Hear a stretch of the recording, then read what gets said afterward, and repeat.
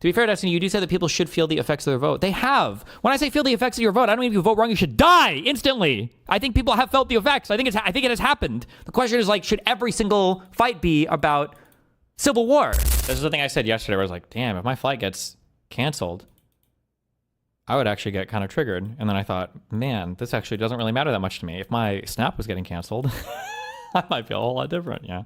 Republicans wanted to fuck with your healthcare, and the ACA subsidies are expiring, and everybody's healthcare is going to go up. So when the next shutdown rolls around, or when the next conversation about it comes around, what should be remembered is publicly people are thinking like, okay, well, Democrats wanted to do something related to healthcare. The Republicans ultimately said no, and then the government was reopened. But now all of my healthcare costs are going up. What the fuck? Like, ideally, this is the form of narrative weaving that everybody kind of like leans into, I think. Apparently, there was some big meme fighting yesterday. What happened? Two things that... But we didn't do that. And so that's where the frustration I think comes from. So for the latter two things that you said, they gave no indication whatsoever that they were even slightly bending on getting rid of the filibuster or making concessions around the tax credits. So that leaves us with the first one that you said, which is just let them drag this government shutdown out for as long as they're being blamed for it. I understand that, but we should be specific about what that means, because it's true that the courts compelled Trump to pay out the SNAP benefits from the emergency funds. Those emergency funds that we have is $4 billion. It costs $8 billion every month to fund SNAP. So those funds are going to dry up in 2 weeks or in a month if he does like half payments. And at that point, we are talking about 41 million people who are 130% under the poverty level that rely on these benefits, literally rely on these benefits to survive. And I feel like it is... What does 130% under the poverty level mean? They have negative money? I think you misquoted that, but okay. Insanely privileged position for, I'm not going to assume anybody's situation, but I think, like we're all probably like, okay, I don't like, are any of us going to lose benefits because of the shutdown? What do you mean by benefits, like unemployment and SNAP? Anything that are you going to lose any benefits because of the government shutdown? Yeah, I mean, just you need to survive. No. Okay, I feel like it's really easy for us to be like, Democrats should hold the line and fight. That's not relevant, Hutch. Whether or not we specifically, as commentators, are in the class of people who's being helped is irrelevant to the actual argument. You're just making an argument that like individuals who are privileged shouldn't be talking about this. No. It's easy for you to make the case that these... This is the thing I said yesterday where I was like, damn, if my flight gets canceled, I would actually get kind of triggered. And then I thought, man, this actually doesn't really matter that much to me. If my SNAP was getting canceled, I might feel a whole lot different, yeah. But benefits should end when you're not relying on them to survive. That's my point. It's easy for you to make the case when the premiums don't affect you because I don't know what the fuck. Like, it's easy for you to make any case. Like, what kind of argument is that? You're saying that like, if you don't somehow, so if I were poor, so if I were really poor and making this argument, what would you say? Assume that. Why are we getting into this in the specifics of you as like individuals? Why is that relevant to the argument? That's fine, but I'd be very curious to know what everybody who relies on these benefits, how they feel about the shutdown. That's what I want to know. This is like classic identity politics garbage. Let me jump in, because okay, I know people that are on SNAP. I know people who work for the government who are being furloughed and they've been asked to come back to work without pay, so they're actually working for free right now. They're not even just getting put out of work and not getting paid. And these people are on board with, hey, yeah, this is hurting me, but ultimately I want this fight to win. Now I don't know what the consensus is. Obviously, wait, real quick, I'm sorry. Before we jump all the way, somebody in YouTube chat said in relation to the shares, the golden shares, whatever, that the shares that Donald Trump got in Intel and in the U.S. Steel, Nippon Steel, or whatever merger, that those are non-voting shares. I don't know if it's necessarily appropriate to think of those shares as non-voting shares. Like on paper and for an ordinary investor, they might be non-voting shares. But like imagine somebody owns 20% of your company, but they have non-voting shares. But imagine they're your main supplier. It's not going to feel like they have non-voting shares. Like, well, yeah, technically we can do whatever we want, but like I'm probably going to have to make sure that I'm appealing to this guy's interest because, even though his shares are non-voting, I'm going to get super fucked if I do something he doesn't like. And with the United States government owning shares in your company, yeah, they don't have voting shares, but they can literally shut you the fuck down and investigate you for crimes and destroy your fucking world. So even though they don't have non-voting shares, in a way, I feel like they have more power with those non-voting shares than an ordinary investor would with voting shares, Especially with Trump at the helm, who's literally demonstrated that he's willing to play, dictator with tariffs and everything else, work and not getting paid. And these people are on board with, hey, yeah, this is hurting me, but ultimately I want this fight to win. Now, I don't know what the consensus is. Obviously, people are going to get hurt. But I mean, yeah, it is easier to say if it doesn't hurt you directly. In the same way, like Hutch, we could, throw it back from last week and be like, well, Hutch, it's easy for you to say, I'll vote for a pro-segregationist Dem to stop a Republican because you're not black. Like, yeah, but that doesn't mean your analysis of the situation is any less valid. It just means it's easier for you, which is true. It doesn't invalidate your opinion. So it's literally irrelevant. It's mostly irrelevant. But the question is like... But couldn't they just shut you down without any shares? Yes, but you would hope that if the U.S. government is shutting you down, it's because you're doing something wrong or it's in the interest of the country, ideally, right? But let's say, for instance, let's say that the U.S. government had enough shares or the money worked out such that the U.S. government really wanted to fund a new military project the Kill Palestinian Babies project or something, okay? But they knew that they wouldn't be able to raise the congressional budget to do this or whatever. But let's say then that they look at, another company that's making a lot of money, and they realize that, okay, well, hold on, depending on how you guys act, we could make enough to fund the Palestinian baby seeker missiles, okay? But let's say that company wants to take their company in a different direction, or they want to do something in terms of how they gear themselves or whatever that would make the government less money. Well, now the U.S. government can apply pressure to that company to ensure that they do the right things, or else they would shut them down. And you don't know now if the U.S. government is acting in the interest that the elected politicians are doing representing their people, or if they're just doing it because they want the government to be able to make more money from that company, or like, it gets weirder. I'm not necessarily saying it would be bad. I'm not necessarily saying that everything the U.S. government does with regards to a company they have a share in is bad, or that a government that doesn't have shares in a company would never do anything bad. I'm just saying that this is the whole issue with conflict of interest. You just don't know. And it's almost impossible for you to tell. Right? That's why conflict of interest exists. It's because the interest is conflicted. Even if you are making good, wise, and sound decisions, I don't know if anybody would even trust you. It's hard to know. The ultimate question is relevant. Well, it's mostly relevant, but I think. Wait, what is the relevant? What is the relevance? We're about to get into that. What the relevant part is, which is Hutch, you are correct on this, is how much are we willing to let the American people hurt to get this win? Because if we don't say what is the consensus we're reaching to, and we don't know how long it's going to take, will we just let the Republicans lose and lose and lose and lose? More specifically, people that are not. Starve? Yeah. More specifically, other people. This is a conversation about how far are we willing to go in terms of allowing other people to suffer so that we get a political win? Because you're thinking in the short term. You're thinking, and this is why you'll always lose, and why Democrats who think this way will always lose. Is if all you're thinking about is a fight tomorrow is about what you're like, then you're never going to in the long term be able to resist Trump or be able to resist the authoritarianism because you're not. Like, I agree with this in principle, but we already got huge wins. We already extracted huge political wins. Like, if the Dems would have folded on like day 7 or 10 or something, and I was like, whatever. But I think on the backs of all the elections, I mean, we did get something, and then we had a little bit of concessions, not ideally a lot, and then we also demonstrated some of the voters. Like, again, you can argue that maybe it should have gone on for longer, but I don't think you can say that it was just an absolute and utter failure. I mean, this is the longest shutdown in U.S. history. The second longest shutdown was under Trump 1. Like, I don't know. Playing the long game. You're not playing. I'm not thinking about that. I'm thinking about the cost. I'm thinking about the actual cost of what does it look like when 41 million poor people lose benefits that they rely on to survive. So if the Republicans condition, did we win off the shutdown? I mean, it's hard to say, but I mean, I think it was definitely part of the national conversation, right? But I mean, like, we can imagine a world where the government reopens in a week or something, or something happens and then the Republicans spin that into some other bullshit. Like, for instance, in Virginia, one of the conversation topics that can't pronounce the person's last name, they wanted to make the whole thing about fucking trans people. They spent like half their campaigning budget on trans people. And who's to say that the conversation wouldn't have been more about that if not for talking about the extended shutdown or whatever, Who knows? It's hard to say. The Republicans conditioned, if Republicans conditioned, is a hypothetical, okay? If Republicans conditioned reopening the government on eliminating entirely Medicaid, would you vote for that? Hold on, I'm a little distracted by chat. Ask that question again. Okay. If Republicans, hypothetically, not real, hypothetically, conditioned reopening the government on eliminating Medicaid entirely, would you vote for that? No. But 41 million people will fucking starve, Hutch. How dare you? How dare you do this? You're talking about eliminating a program that millions of Americans rely on. So it's like, like kicking 17 million people here. You know what I mean? That's not what we're dealing with right now, though. Those aren't the two options. We're not getting rid of Medicaid. The point is, everyone has a line. Everyone has a line that where they're going to say, yeah, I'm going to fund this government, or I'm not going to fund this government, and where I'm going to vote for something or not. You just said you had a line, and the question is, do you think this is peak tanky brain from Pisco? Tankies have no issue with letting people suffer short term for some long term vision. I don't know how much he's being influenced by his chat, but no, I think this is a legitimate conversation. I think you could be a non-tanky, and this is a legitimate thought to have, right?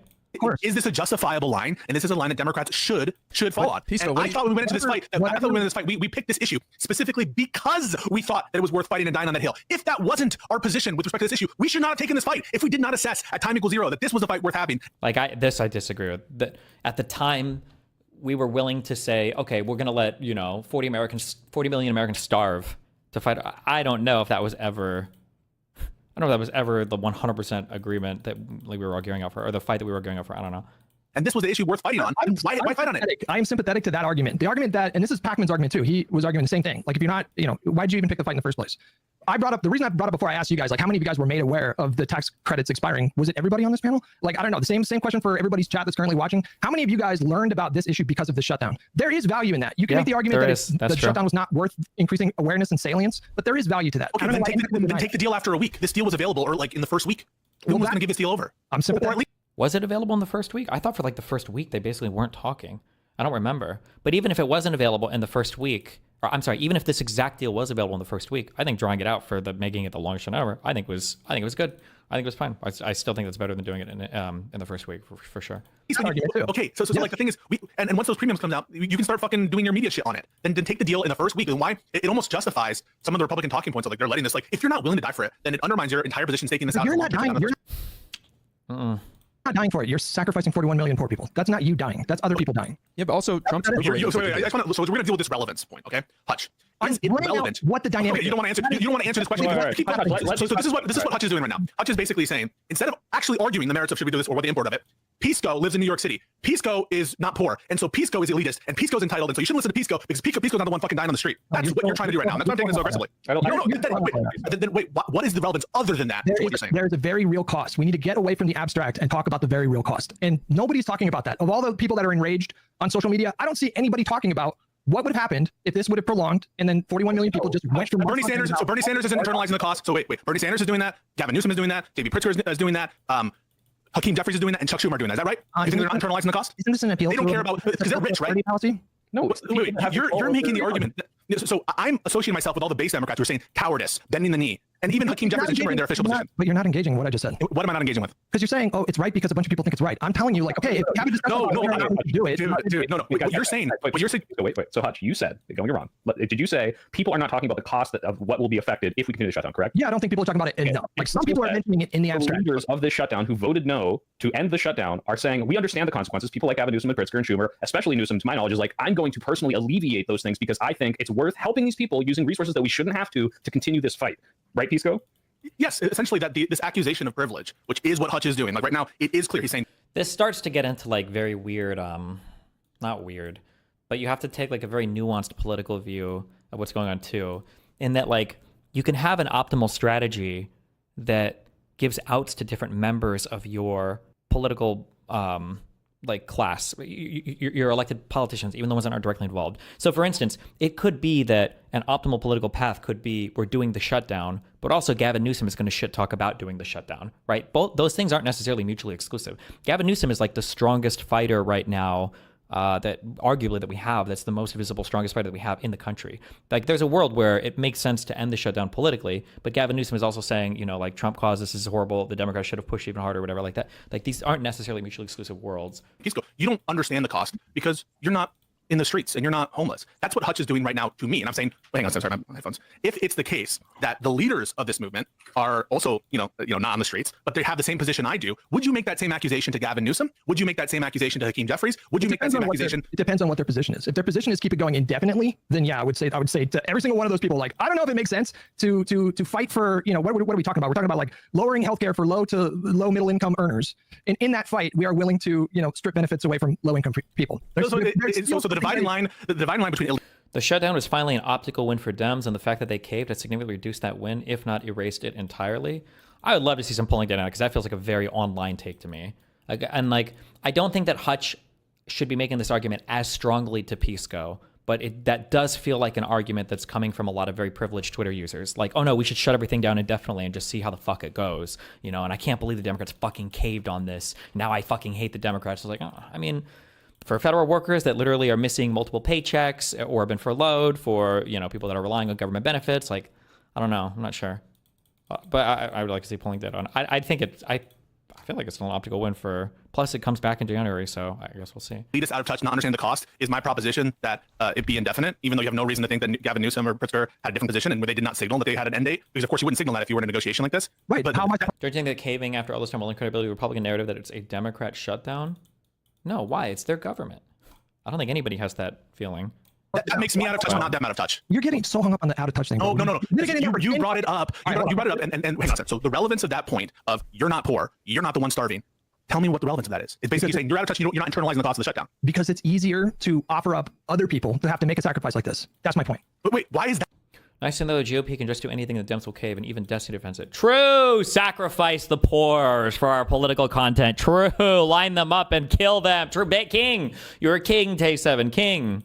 That point relevant to whether or not what we should do. That it's easier. Yeah, I grant it. It's easier to offer up other people's suffering. Okay. That's true of everybody. Don't you talk about Republicans never suffering the consequences of their vote? Yeah, true, but I think they have. I think they have suffered. I think we got... I think we got what we. I think we got stuff. I think it was okay. I think we came out of this okay. You could push it harder. At Destiny, I think it was an online thing too, but Stephen Colbert, Jon Stewart, Jimmy Kimmel, Seth Meyers, etc., all think it should have been indefinite. These are also like very left-leaning, more left-leaning than the average person, and also unaffected. Like, but I'm sorry. What is the relevance of that point? It's not relevant because it informs the larger discussion that's happening right now. How does it make it more or less likely? I am making the point that I think people should be talking more about the specific cost. That's what I'm saying. You're making a point that the reason you're not talking about the government shutdown cost to me, the reason you're not doing that is because you're not on the streets. Isn't that what you're doing? Bro, this is like 20 minutes of litigating your hurt feelings. Can we let somebody Ryan Petty is the most neutral person. He's literally in the middle of all of us right now. Ryan, your thoughts on this? Yeah, so I think Hutch is making an important point about there is a human cost to this. I mean, people will hurt the longer this goes on. At the same time, that's politics. To an extent, that's politics. People, and I want to be really careful about where we're putting the agency here, because to the extent that people are hurt by the shutdown, the Republicans could end it tomorrow. Their ideological commitment to the filibuster does not absolve them of responsibility for the fact. Most contractors aren't living paycheck to paycheck, so it is retarded of you to use them as an example. Sociopaths need to feel pain in order to have the capacity for sympathy, and a couple months of pain is the price we needed to pay to get rid of MAGA's popularity. But we did, didn't we? Like, the popularity has fallen a ton. No? Like, would the goal have been to push it to civil war? If that was like, is this the civil war fight on this? They control the government. I mean, in my opinion, I think that that's the case. So is there a point at which Democrats should say, like, no, your inability to run the government is hurting too much. We have to, reopen the government? Probably so. I don't know what that point is. The official position of the Democratic Party should be that will continue indefinitely.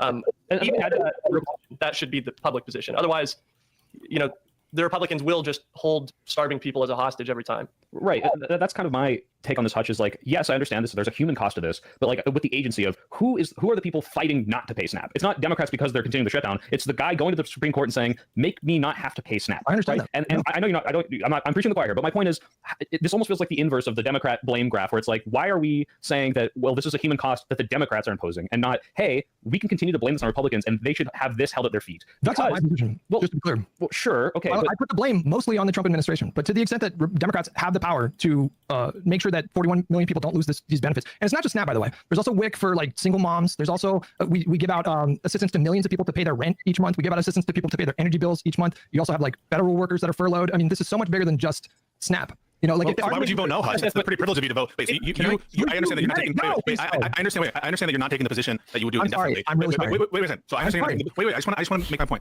So I understand you're taking. I understand that you're saying that. Sorry, Pisco. Wait, I want to finish. Like, I feel like the big.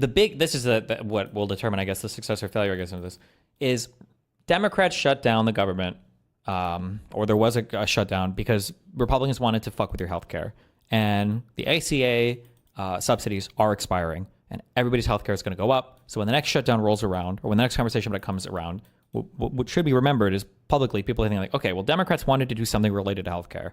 The Republicans ultimately said no, and the government was reopened. But now all of my healthcare costs are going up. What the fuck? Like, ideally, this is the simplest form of narrative weaving that everybody kind of like leans into, I think. Why was there a sunset clause for the ACA subsidy?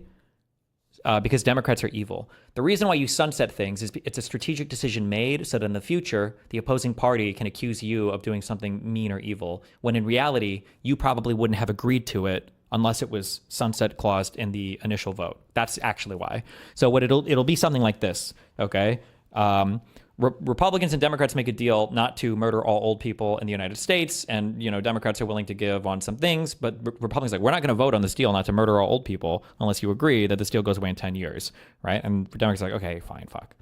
And if the deal comes up again under a Republican administration, well, if it's popular, okay, well, we'll just solidify it. It's your provision.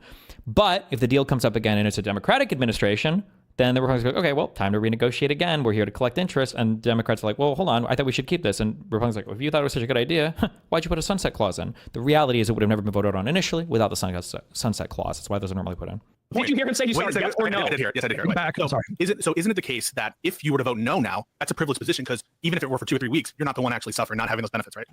Oh, you lost me. I don't understand. Isn't that privilege? You're not actually internalizing the cost, since Yes, you said, right? I'm sorry. I'm a hypocrite. I'm sorry. Good point. Pisco, I want to call you out on something. You said something very dangerous in my opinion. You said these guys were handpicked to be the guys who vote no. So you're implying that Chuck Schumer is not sincere, Hakeem Jeffries isn't sincere, that the entire Democratic Party, you're saying the entire Democratic Party is in on this no vote. So then what are you talking about when you say they were handpicked? What does that mean? Well, wait, I'm curious what IRI thinks about it. I think these were absolutely handpicked to vote no, but that's a good thing. That's playing politics intelligently, right? I'll tell you exactly what I mean. Okay. Tim Kaine said that there were more senators. Ryan Getty just agreed that there's definitely more senators among the caucus who didn't vote this way, even though they agreed with that position. And Tim Kaine confirmed that there were people behind the scenes saying, we're glad that what you're doing. And so therefore, given the fact that there are significantly more, at least, and Tim Kaine was suggesting more senators who agreed with this position, and only the exact amount of people. What do you mean the bullshit? You think Tim Kaine's lying? He could have been bullshitting. Who knows what the hell he's saying? Do you think Tim Kaine is lying? I have no idea. I have no idea what he's saying. There could have been people behind the scenes that were almost there, that weren't there. But they were still no's.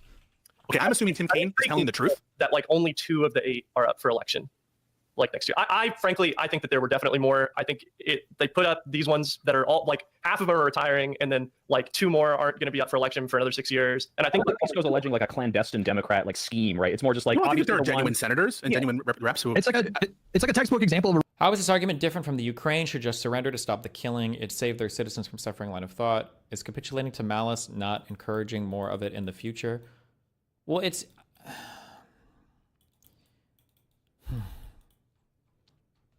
if we were 50 years into the war or something, and it was like very obvious that with all the help in the world, Ukraine was going to lose, and every single citizen is going to be raped and murdered, then at some point you say, okay, fuck, I guess you kind of have to surrender, right? The reason why we say Ukraine should keep fighting is because 1, it's not necessarily, foregone that they're going to lose 100%, and 2, also because we could be doing more to help, right? That's the difference. The goal shouldn't necessarily be to suicide run head first into every single fight, especially if it's a fight you've already kind of won. Like, I wouldn't necessarily agree with Democrats going back to the status quo or accepting this if they got literally nothing. But they didn't get literally nothing. They did get some capitulations. They centered the conversation on healthcare, which I think will be relevant in a couple months. And we had really good political outcomes related to elections. Trump's popularity has fallen. Like, we did get stuff from it. I don't think every single fight necessarily needs to be an existential fight for the death of the country, but rotating villain. I think that's obviously what's happening. I think the situation is that there's a ton of political pressure on the Democrats right now to prolong this fight from their base. Who wasn't it confirmed that Schumer was hands off Destiny telling people how to vote? I seriously doubt that. You can link me if you think that's the case, but I think that's obviously what's happening. I think the situation is that there's a ton of political pressure on the Democrats right now to prolong this fight from their base who want them to continue fighting. And I think a lot of senators recognize the perils of that kind of situation, and they were happy to let people that are not in any real danger of an immediate primary fall in the sword. I think that's obviously what's happening here. That's what I mean by handpicked. Yeah. Okay. Well, I think the language is a little dangerous though, because it implies that there's some sort of like scheme going on. Like, well, I think they were just kind of maybe relieved then that these guys chose to vote yes, so they didn't have to. Because I think that happens a lot where people are like, well, I'm going to wait and see who votes one. Dick Durbin said he was hands off. Well, I mean, a politician saying a thing, it doesn't necessarily mean that. Okay, if I have 50 senators and we need to have a really strategic vote. The reason why you have the strategic vote is because you want some people to be able to save face, and you want some people to be able to, you want to get the legislation thing done, right? If I have some people vote in a way that allows others to save face, I can't have somebody come out and say, oh no, we just voted the way we did to save face. Obviously, every Democratic senator should be aligned in saying that, like, oh no, he didn't tell any of us how to vote. It just so happened. Now, you might believe that it just so happens that the 8 Democratic senators that all voted to reopen the government are all people that just happen to not be running for election again, or whose elections are not. Maybe you think that's just a coincidence, but like, I'm sure this was strategically planned. But also, like, another senator coming and saying, oh no, nobody told us how to vote. Well, of course, they're not going to say that because that makes the entire point of a strategic vote irrelevant, right? Way or another, and then I'll decide how to vote. Maybe they would have been the deciding votes if these guys hadn't stepped forward, but these guys chose to, and I think that's the end of it. But you're implying that they're like, okay, I'm going to vote yes because I'm not up for re-election until 2030, so I can stomach, I can shoulder. Wait, so I mean, that's true of Hutch then, because Hutch just described to you that that's genuinely what he think happened, that people. Well, I disagree with Hutch too. Hutch, what are you doing, man? Angus, what the hell? I'll fight you too, bro. If Republicans vote no in December to extend the ACA provisions, do you think Americans will blame Republicans, or do you think they will chastise Democrats for shutting down the government just to get a vote they knew will fail anyway? Well, don't we have another thing coming up in January? That feels like a lose-lose. If Republicans vote to extend the ACA provisions, then Democrats can point back to this shutdown and say, look, we did it. This is the plan all along. If Republicans don't hold the vote, or if they vote no, which might be even worse, and people are feeling the pain of those healthcare premiums increasing, then there's another shutdown right in January. So now we get to go back and say like, okay, well, you said we would vote on it. We voted. You voted no. Americans are mad about their healthcare premiums going up. Like that, assuming the healthcare premiums going up is a real thing and assuming pain will be felt by that, then that's your next fight. I feel like it's a good position to be in strategically. I think that's obviously what's happening here. I mean, like, exactly traded. We're never going to know exactly what was traded, but it wouldn't be the most surprising thing in the world if it was like, vote, take the hit on this one, and we'll make sure you have extra input on this next thing coming up. I mean, that's just how sometimes things work in Congress. It's unfortunate, but it's reality. I think. And there's a lot of non-overlap in the Democrats who voted in favor of this CR in March. I noticed that Brian Schatz is not there. Kirsten Gillibrand isn't there. I even think some of the I think Ossoff voted no both. Maybe. Voted no. Yeah.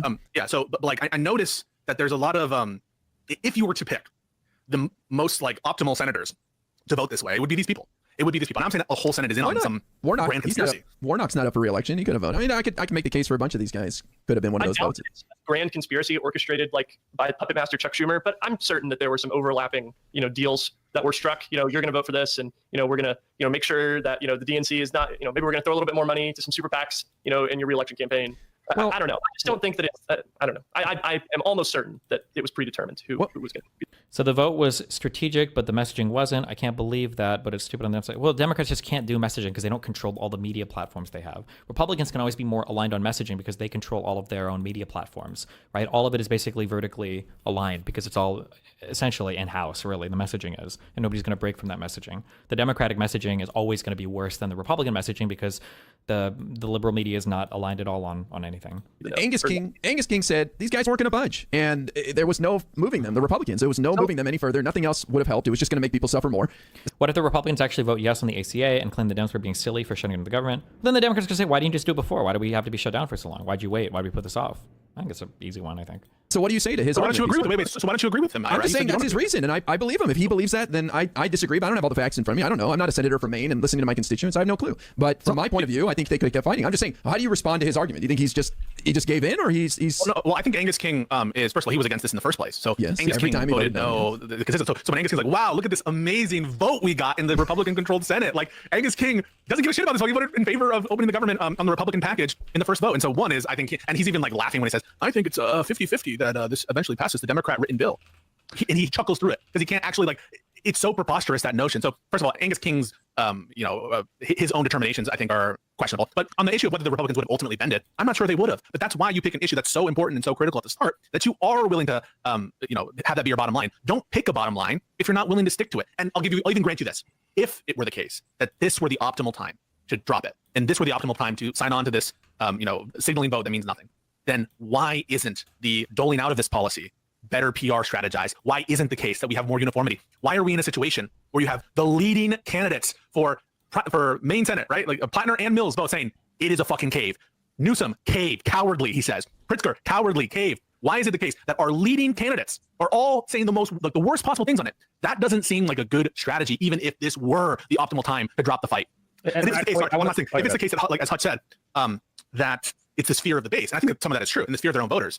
What does that tell us about the disconnect between the leadership and the voter? That just confirms it, and it confirms that they don't feel they can be honest to their voter. I mean, that's just. Wait, real quick. Let me just add one thing, and that's what is the signal to the Republicans? It's, hey, if you give indications that you won't budge, no matter how much you're hurting, the SNAP recipients, the WIC recipients, whatever, then Democrats will just eventually fold. There's no point in ever standing to any fight, because all you have to do is just say no over and over, no matter how much it hurts your credibility, no matter how much it hurts your polling, no matter how much it makes Donald Trump say he's going to get rid of the filibuster. Doesn't matter. Eventually, Democrats are going to fold. You can make people hurt for as long as you want. Like, what is that signal? It's like, okay, well, we just negotiated with the terrorist or whatever allegory you want to use. Like, why ever fight?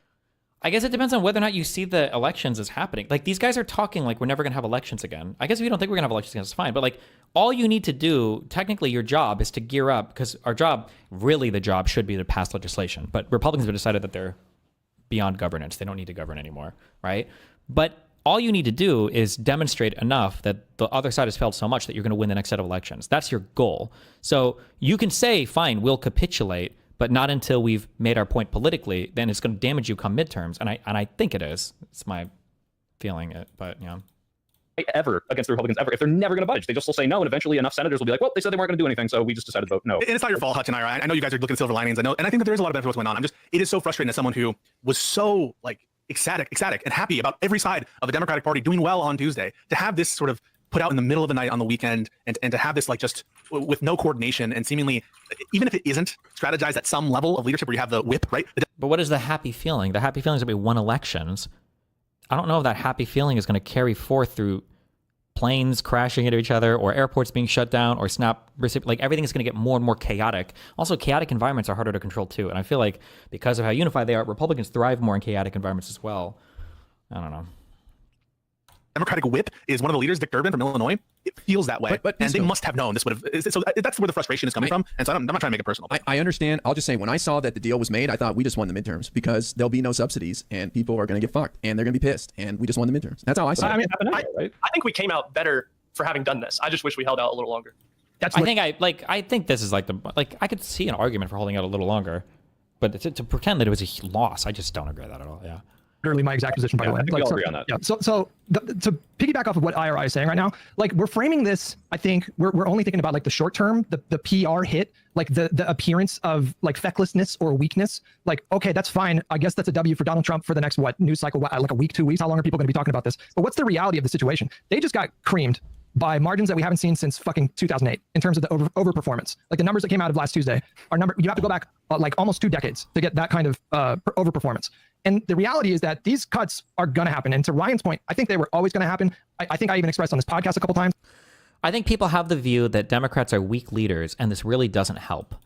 Then fight for it harder on the media front, because if your view of this is just that they're weak, then you have a very naive, privileged view of the government, right? The weakness is the psychopathy of the Republican side, right? You're saying to Democrats, wow, you guys couldn't bleed 40 million Americans for a couple months? Seriously? You guys couldn't throw 41 million Americans to the wolves to get your concessions? How weak are you guys? Wow. You guys couldn't watch your constituents start? Wow, really, guys? What weak leadership. Like, that's a retard position to occupy. You're retarded or you're rich and it doesn't affect you, right? These are genuinely tough decisions, because at some point it's all politics, but the government does really do real stuff. There's a real thing that the government does, and at some point you kind of have to look like, okay, well, like there's an actual material harm being done, and it might be worth it to take a small political hit for the massive material harm. Like to pretend that like, oh well, it's so easy what they should have done, blah, blah, blah. That's a retard position. And the reason why people like you are allowed to have retard positions is ultimately, I would say, a failure of the left messaging apparatus, which needs to be better. But like, do you think it was wrong messaging then when Newsom said it was wrong for Dem leadership to capitulate? Newsom can say what he wants. I think Newsom should have a strong leaning on it. I think it's fine for Newsom to fire some bombs. Newsom is our strongest fighter politically, and I think it comes out with him looking even better or stronger. I think that's fine. I think that there can be different actions, different segments of the Republican or the Democratic Party that are messaging, even at times where it appears to be in conflict. It's benefiting all the sides, I think. To be fair, Destiny, you do say that people should feel the effects of their vote. They have. When I say feel the effects of your vote, I don't mean if you vote wrong, you should die instantly. I think people have felt the effects. I think it has happened. The question is like, should every single fight be about civil war? I don't know how realistic it is to expect that we're going to get these full tax credits back. Like, I just don't know if the Republicans are going to play ball. Maybe I thought maybe we might get like maybe half of the subsidy. I don't really know, like a quarter, just something. But this feels like this. We were always headed to this outcome at some point or another. And it's not Democrats starving 40 million people. It's Republicans. They can just say yes to end it. Yeah, but the problem is if there might be a world where people feel enough pressure that you no longer feel that way, right? If you're sitting in a chair, let's say that you're sitting in the electric shock chair, okay? And there's 2 people over here, and you really want this guy to have unlimited Coca-Cola, okay? You want him to have unlimited Coca-Cola, all right? And this guy wants it. This guy's like, yeah, unlimited Coca-Cola. And this guy's like, no, unlimited Coca-Cola, fuck you. And as they're negotiating this, you're getting kind of shocked. You know, it's whatever, who cares? But if the shocks get harder and harder and harder, the voltage gets higher and higher and higher, and it's starting to become really, really, really painful. Now, in the very beginning, this guy can say, you know, hey, listen, you know, you don't have to get these light shocks. We could be done as soon as this guy agrees to do the Coca-Cola deal. Like, we'll be good. And this guy is probably even willing to, yeah, sure, yeah, fuck it, okay, yeah, whatever. But at some point, the pain is going to get bad enough over here that this guy might start looking at this and be like, bro, you can end this. I'm sorry, but you got to end this. And I don't know if we get to the point to where the voters are now mad at the Democrats as well. We're like, bros, what the fuck? This is fucked now, okay? Come on, guys, we get it, right? If that flip happens and then Democrats vote on that flip, that might end up looking worse than like where we're at now, or maybe even worse than Republicans might come out ahead, maybe, who knows, depending on how. It's just hard once things get chaotic. If there's like enough fuck shit, it's hard to know how the average voter would respond on this. It's hard to say. I'm confused why you think it's okay that Newsom has a strong differing position on this. Didn't you say the strength of the Republican media apparatus, that they're always in lockstep? Well, one, it's because we're in a minority government, so we can't actually control anything. But two, we don't have that apparatus yet, so we're not going to be as in lockstep. Destiny sounds like a messaging issue. It's not a messaging issue. It's a messaging and a factual issue, because both sides are technically deciding to cause the pain to happen, and the Democrats could end it at any point in time. They're just saying that they don't want to end it because there is also like a very real concession that would be beneficial to everybody they want to pull out. But at some point, the pain will be bad enough that maybe you should end it, you know? But reality is these premium spikes are going to impact tens of millions of people in January. And the Republicans right now are in charge of government. And anybody who thinks that Donald Trump is going to be able to fool the public about who's to blame for these subsidies going up, that is one of the most online takes I've ever heard in my life. This is something that is just a truism, just across the board when it comes to politics. Anytime there's economic hardship, like a massive event where a lot of people experience economic hardship, they always blame the party in power. But Hutch, he's going to give us the $2,000 tariff checks. He's the money president now. Do you don't think that's going to sway him? Ironically, that is one of the most dangerous recent developments in American politics. I mean, this is one of the classic democracy failure states. This, people smear like welfare as like, oh, people it's are a handout. Yeah. It's gonna spiral into infinity. But this is of a fundamentally different kind than what we do with normal welfare or direct benefits to people. Arbitrarily looting the American people through tariffs imposed directly by the president, and then using that money to send checks to buy loyalty. I mean, this is actually a remarkably bad development for American democracy. I was going to say, you got to say the line, Ryan, which is this is incredibly dangerous to democracy. That's Sinclair News line. No one's talking about the real silver lining of ending the shutdown, which is we get to do Epstein discourse again. When the House that's true. You could have sold me on that, though. Are we going to approve that last House member? We're going to get the Epstein vote? Yeah, she's going to get sworn in. They have to. That's why they've been holding the House out of session, which is in itself an incredibly unprecedented thing. The idea that, in theory, the second or third most powerful person in the United States government, the Speaker of the House, just chooses to not call his own branch together to meet, to have power, is crazy. I mean, that is crazy. And I wish that registered as bad to more people. I understand why it doesn't, since we're not all so institutional pilled, but it is really bad. It's a great point. Like the notion of this Madisonian check power within the federal government has completely collapsed, and except in some of these key areas, like I think probably tariffs, even though on tariffs. In your example, it would be like the do you want to kill people now or later question, where you either present the people with harm caused with weapons now, or we see them cut the AC, which leads to deaths anyways. No, but there's midterms. There are midterms coming up. There are midterm elections. That's what we're geared towards. That's what this is oriented towards, is winning the midterms.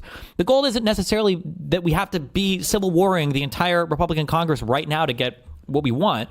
Like, obviously, when we can push for things, it's good to push for what we can, but as long as we're still getting big political wins and electorally things seem strong, then you're fighting for the midterms. That's what your orientation is towards. The Republican Congress isn't willing to do a negative vote on it, but they're not going to actively promote it. And similar thing, I think, on the filibuster. But other than those key few areas, it doesn't seem like there's the walls that existed between the executive branch and the legislative branch are crumbling, and it's partisan that's sort of winning the day, as opposed to these delineated branches of government. Well, I mentioned that. Sorry. No, go ahead. Oh, yeah, no, as we mentioned this, when I talked to Newsom, I said, isn't the real issue of the shutdown, shouldn't it be, hey, we can't approve any spending bill until you promise us that Trump is actually going to spend it the way the Congress has allocated it? And he said, yeah, that is the main issue, but that's not resonant with voters. It's not as politically salient, so we have to do it about healthcare, which is still important. But the main issue is, well, does Congress even fucking matter anymore? And the caving here, kind of makes me feel like I really do wish we would fight on that, but I understand you can't message that to the American people. It's very important that, we don't know if we really have three branches of government anymore. It's kind of eroding. But go ahead, Ryan. Sorry. Oh, no, Hutch, you were trying to get in. No, I mean, I wanted to piggyback off of I want to go back to what I was saying before, which is that I disagree with the vote last night. And one of the reasons why, we already discussed, was I do think this should have been stretched out a little bit longer. I think my red line is just when people stop losing that critical, those benefits. That's just, and I don't think that is the obvious morally correct decision either. It might be correct to stretch that out because there could be some bigger gain down the line. And if somebody wanted to make that argument, I could be persuaded. It's just, that's where I go. 1 million people off SNAP was the only way to beat Trump. Fuck, bro. Fuck. Too easy, man. What do you mean? That's an easy yes, right? As always, the calculation is what's going to do more harm, and so I'd have to really think about that. But yeah, I mean, these are fascism over mass starvation. Yeah, well, these are tough. Seriously, Hutch, I don't know. I'd sacrifice 41 million. I'd sacrifice 50 million SNAP recipients. These are tough. 1,000 children to stop fascism. The point is these are not straightforward calculations. This is not a science, and so I think to kind of get back to where I think the Democrats went wrong on this, it is insane to me that it's okay, fine. If there was backroom deals and you pick these senators to be the ones to fall on the sword, I'm not morally offended by that. That just seems like kind of standard politics to me, whatever. I mean, but the ones that they did pick did just about the worst job you could possibly imagine in terms of making that case. That Angus King line I don't even think what he said was wasn't working. It wasn't working. I don't even think what he said was technically wrong, but it was so politically stupid to have him be that person to go out there and do that. Sure. I think that does signal weakness. There was another person, there were like 2 other people that did a press conference today, and I just think that there should have been a more coherent plan in terms of how to navigate the messaging. Or I think maybe you could have even been straightforward about like, look, we really want to raise the awareness of this issue. It's really difficult to imagine Donald Trump, giving concessions here, but we want to inform as many people. But like, maybe you could have even been straightforward about that to begin with. Like, I don't know. I'll leave that to better political minds. But there's no guarantee this is going to pass in the House. By the way, they could run into some troubles over there. I don't think so. So Schumer should. House is just a simple majority, right? Or am I wrong on that? And the Republicans should have it, right? They can only lose 2 votes on before we light a new fire. Before that fire, Chatter was talking. What do people like Pisco think would happen if we kept the government shut down for another month? Fascism would just end. Well, I mean, there are a couple of potential ramps if the shutdown continues that people would theorize would be good for us. One is that people harp more and more and more on the Republicans, and eventually the Republicans cave and give everything that the Democrats wanted. I don't see that as being very high likelihood. I think that's highly unlikely. The second thing would be that the first that the Republicans capitulate. The second thing is that I don't know what the second thing would be. It would just be that they would just assume that abolishing the filibuster. Oh, yeah, but I don't think there was any indication that would happen either. No. Talking about it, maybe you guys know more about this. That Mike Johnson was considering not even taking the vote. Did you see something about that? On the ACA stuff, yeah, yeah, because and everyone knows it. That's why this like it's a nothing. It's saying we're getting nothing. It's not a deal at all. It's just bullshit. Hold on. That assuming we believe in the ACA and assuming that the ACA works, that should be good for us. Like there's a world, and this gets a little bit more. So we're trying to balance political wins with material harm. There's a world where not getting those ACA subsidies maybe helped us. Keep in mind that Republicans over-index a lot on hating Obama and hating the government and hating the ACA and all this bullshit. But if those premiums start to go up, like we're in a prime timeline for it to happen, in terms of it's got enough time to ramp up for people to feel the pain before midterm voting actually happens as the campaign season starts, like we might be like optimally positioned for that. Let's not count out the ACA subsidy extension here. So the Democrats have been given a guarantee of a vote by the second week of December. That might get some momentum going. There are Republicans that want to see these ACA subsidies extended. And I don't think it's an impossible thing for that to pass. And then the Republicans in the Senate have so much pressure, or Republicans in the House feel pressured to do something. I mean, Mike Johnson said we got to do something about these ACA subsidies, but we got to negotiate after the government's open. So, I mean, people are just acting like it's dead. I wouldn't be so sure. I think that's delusional. I don't know. Delusional? Yeah. I mean, you're talking about people on policy grounds who cut Medicaid by like $800 billion to pay for their taxes. These are people who... Yeah, but this gets dark. But like, who are they cutting the Medicaid to? Probably least likely voters is my guess. Actually, I don't know if anybody has for the Medicaid, because weren't the Medicaid recipients that were cut, it tended to be younger, healthier people who were like just not getting jobs or whatever. You can argue regardless of who should or shouldn't qualify for it. But my guess is the subset of people that were affected there were probably like your least likely voters anyway, right? It's not like Medicare, I think the ACA stuff will hit everybody across the board a lot differently. Ran on destroying the ACA. Okay, and now out of the head of Zeus, they're going to fucking fund it more? Why did Mike Johnson and Trump say, yeah, we got to do something about that then? Because they're liars. There's a couple senators who will vote for it. There's a couple Republican senators who will vote for it, but it will not be enough. Yeah, and if they were serious about voting for it at all, why wouldn't they say, okay, cool, let's vote for an extension right now and then the shutdown, right? Like I said, a big chunk of people who took advantage of those subsidies in the last few years are in red states and are conservatives. I mean, who the fuck is audience? Whose is that? That chatter right there. What the fuck? Which chatter? I don't know. Yeah, you're gonna have to be a little more specific. It might be my free speech chat. Is it cosmic something? Who the fuck? Yeah, Cosmic Milarepa. I've never been so triggered in my entire life. Wait, where is it? I don't see him. I don't see him. Get him up there. Oh, wait, he's in mine. Leave him alone. No, we're here for the... killed Obamacare last night. There's a lot of fucking. I genuinely feel like the majority of people that are screaming about this online don't actually know what happened last night. That's my sense of things. Because that's probably. That is not what. I think that is like so. You want to talk about out of touch? I don't think that's like of the people who are commenting on it. You don't think they know enough to be critical on what's going on? I just see a lot of takes. Like I saw so many takes of people saying Democrats voted to take away your healthcare last night, and that's not what happened. Wow, that's not what happened. Okay, I think it is really important that we don't lose the impetus of whose fault this all is. Yeah, I mean it is the Republicans fundamentally who are in charge of all three branches of government, and if they, it's their fault, and this is why I don't feel so bad about saying like, we should have, kept it going for as long as they. I think my line to reopen the government, I think it would have been a guaranteed vote in both houses. I don't think that was Marjorie Taylor Greene is going to lead the fight of Republicans fighting for the ACA credits. Mark my words. Write it down and shit on me if I'm wrong, but mommy if I'm right. I agree. I think it's hard to say this because there's so much because there's so much variance and there's so many different things that impact everything, right? People are looking at like Nick Fuentes as being like the up-and-comer disruptor, I guess, of Republican politics. And people are sleeping on, I think Marjorie Taylor Greene could represent like a big meme shift. I think I saw even Donald Trump called her misguided. What did he say? Oh, he said she lost her way. Meeting with the Syrian president earlier today, Marjorie Taylor Greene, who is a big ally of yours, said that she would rather see you focused on nonstop domestic policy meetings here at the White House instead of nonstop foreign policy meetings. What's your response to her saying that, and also saying that grocery prices are up and not down, as you've said? Yeah, so I don't know what happened to Marjorie. She's a nice woman, but I don't know what happened. She's lost her way, I think.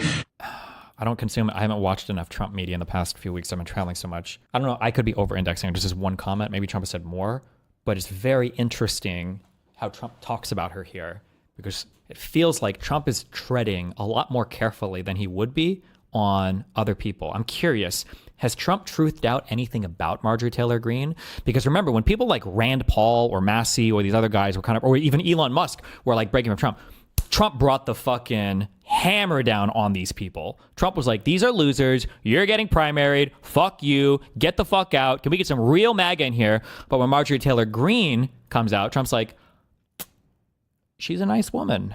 I think she's lost her way. He's like a lot more deferential, maybe because he's aware that like that's not a fight that Trump wants to take on. He doesn't have the political capital right now. I don't think the calculation is this complicated in this fucking retard's head. Or maybe he had like all the MAGA brain cells were on loan for this one press conference. Well, it appears that Marjorie Taylor Greene was actually sincere when she said that she's pretty strong on the Epstein files too, right? Yeah, but like I know Epstein files are a big deal online, but broadly for the political voting class, I'm not sure if it's as big of a deal. But the